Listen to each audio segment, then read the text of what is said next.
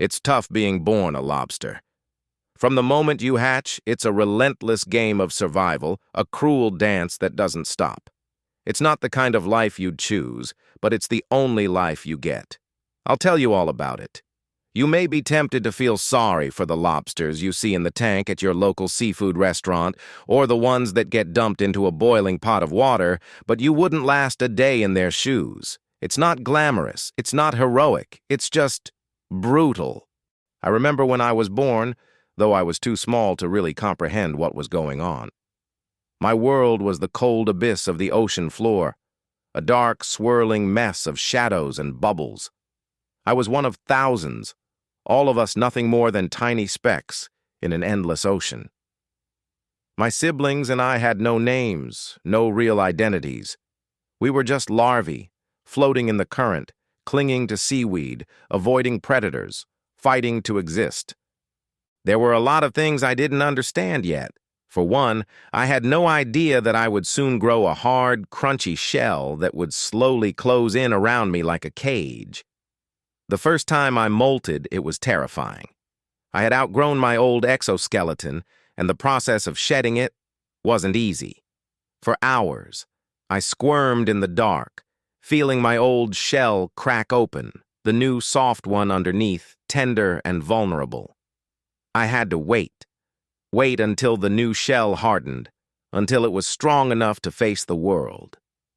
In the meantime, everything around me felt like a threat. The other creatures in the sea, from predatory fish to other lobsters, all wanted a piece of me.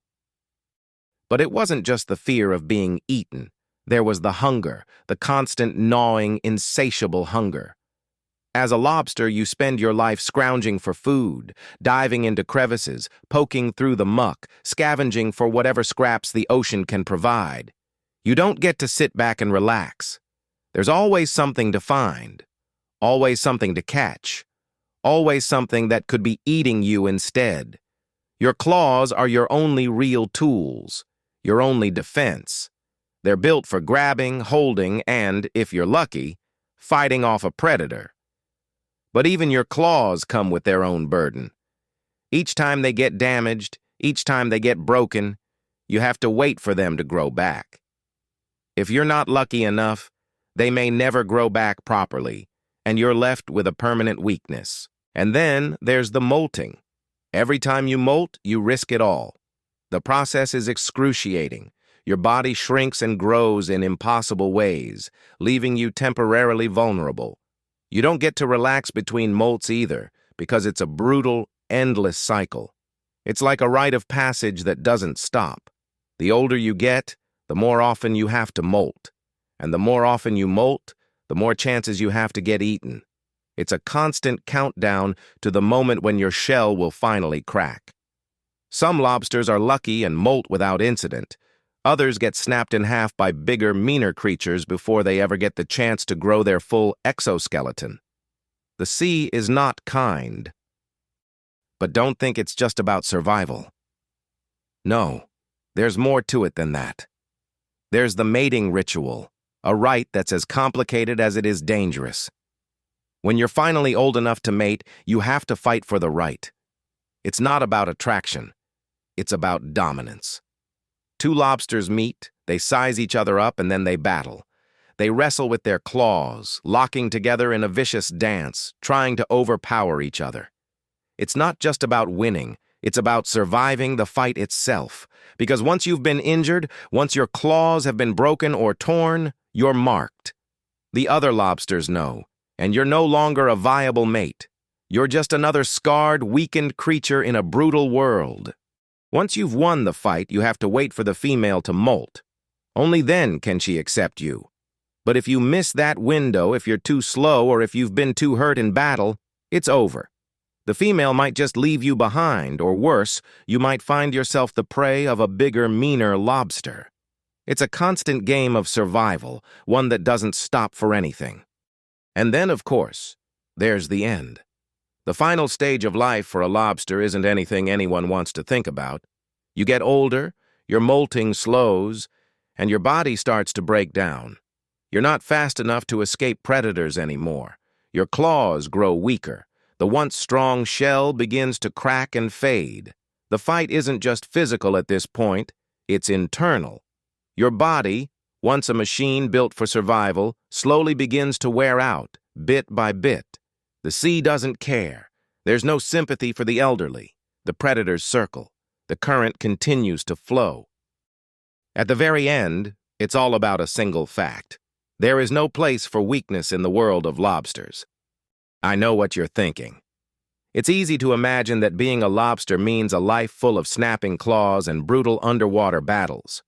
You might think that all lobsters do is fight, molt, eat, and escape death. But that's not the whole picture.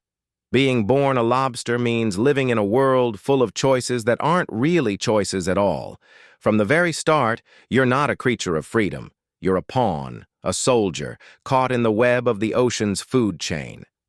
As I sit here on the cold, muddy floor of the ocean, surrounded by the constant hum of the world around me, I can't help but think of the other lobsters who don't make it. The ones who never make it past their first molt, the ones who get eaten before they have a chance to grow strong, the ones who never find a mate. So many are lost to the current, swallowed whole by predators who don't care to remember their names. And yet, for some reason, I've survived. There's no real glory in surviving, though. There's no pride, no celebration. Every day is a fight. Every moment is a battle against the current, against the predators, against time itself. And even when you do survive, there's no guarantee that you won't be boiled alive or become a part of someone's dinner. But it's not all bad. There are small victories, too. Small wins that help you keep going. There's the moment when you first start to grow, when your claws begin to harden and your shell gets stronger. There's the satisfaction of a successful molt, when you shed your old self and emerge renewed. There's the quiet joy of finding a perfect hiding spot, a small crevice where you can rest and just breathe. And then, one day, you die. Whether it's to the hands of a bigger lobster, or the crushing jaws of a fish, or maybe just old age. It doesn't really matter. The end is inevitable. But the worst part of it all is that you never get to choose how it ends. That's why being born a lobster sucks. You're always fighting, always struggling, always existing on the edge of survival. You never get to stop and relax. There's no time to reflect, no time to consider the beauty of the ocean. You're always in motion, always moving, always fighting. And in the end, it doesn't matter. The ocean will keep going, the predators will keep hunting, and the lobsters will keep being born, each one destined to live a life of struggle, pain, and survival. Some will be lucky. Some will make it to old age, maybe even get to mate, or find a perfect hiding spot where they can just be. But most will never see that day. Most will be eaten, forgotten, or tossed into a pot of boiling water, their lives reduced to little more than a meal. It's a cold, hard world for a lobster, and yet, it's all we know.